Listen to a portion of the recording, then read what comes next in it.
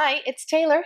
Thanks for tuning into my channel, and I hope you're having a wonderful holiday so far. It's not over yet.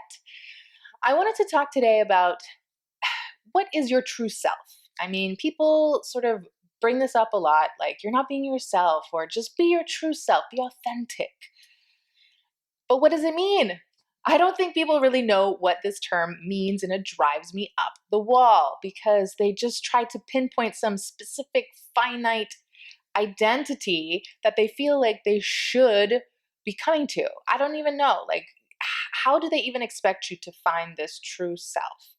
Uh, it's kind of like proving the existence of God, right? Like, it's just, there's no real way to do it. So, how can they make you decide which one of yourselves, one of your identities is true or not? So, this is how I understand it, and maybe it'll be helpful for you.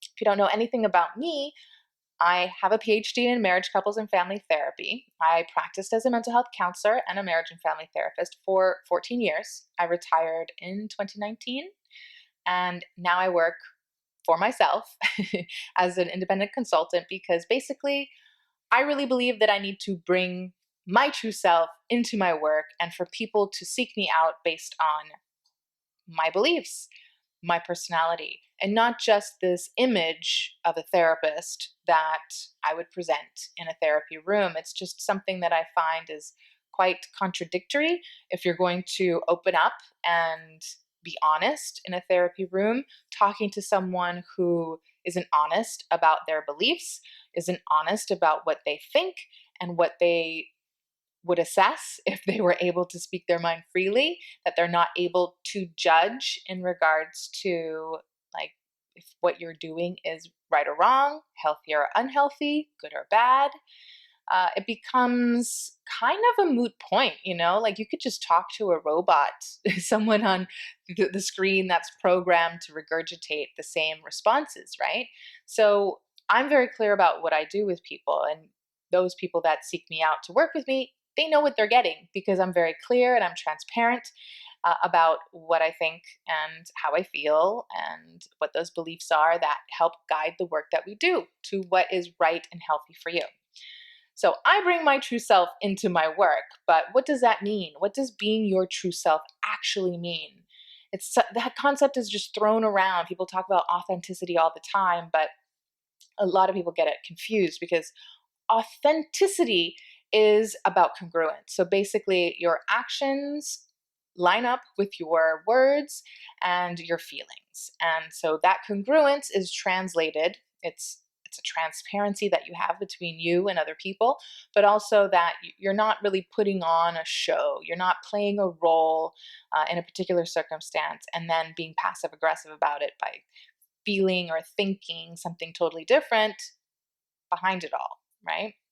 So an authentic person kind of says what they mean, means what they say, and they practice what they preach. Whatever cliche you want to do, they align, they're congruent.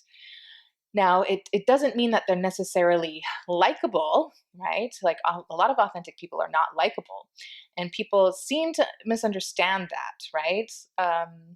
Authentic people are not always extroverts either. You could have an introverted person who's authentic, but they're not necessarily putting themselves out there enough for people to realize that. So some of this hoopla around this topic, I mean, it came from a good place, right? Like we want people to feel that sense of freedom, right? That personal freedom that they can express themselves. And that's not to take it to an extreme, like they're doing things that would disturb the peace or whatever, but just that you're not faking it. Like you're not pretending to be something you're not. And there is an appropriate way to do that, right? Like when you go to work, you wear certain clothes, you speak a certain way, you do certain things that are appropriate for that environment, just like you would at church, just like you would at a government building in the police station, with your family versus with your friends versus with other people, right? So there's a level of playing a role, wearing a mask that is adaptive.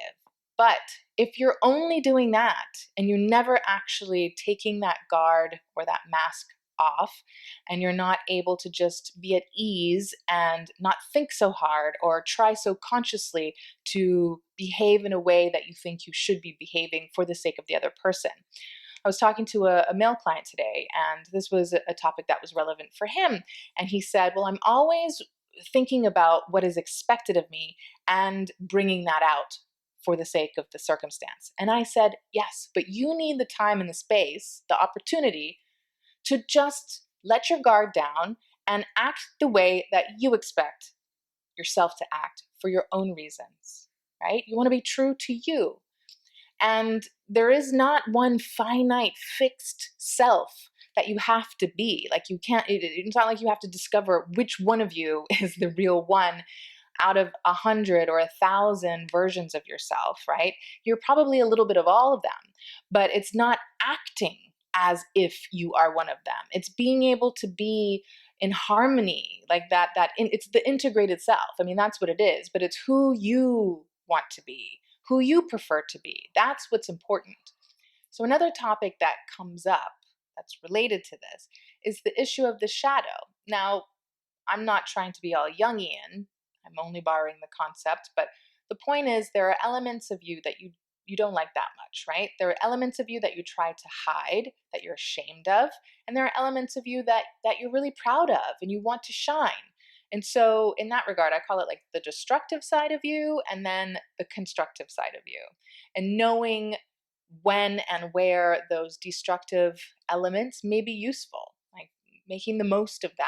And you want to just sort of keep them tucked away and be very aware of them so that you know when you need to, you can defend yourself or you can play the game if you need to, but you don't want to be led by those dark traits. You definitely don't want to lead a destructive life, right? But you cannot have the good without the bad. So you have to integrate and be balanced in that way. So all of that is to say, recognize that you are a lot of things. There is no one true self.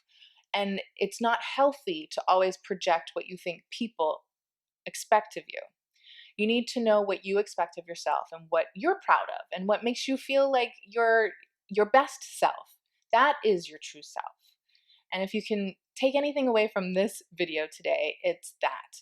Your true self is who you decide is your best self and who you enjoy being the most, and not having to feel like you need to fake who you are um, unless it serves a purpose for you and it's for a specific reason and it's not prolonged and in perpetuity. You need to make sure that you can take your guard off and be comfortable with yourself and your own skin and feel good about it. So that's healthy integration of being authentic and aligning with your thoughts and feelings and your behaviors and your belief systems.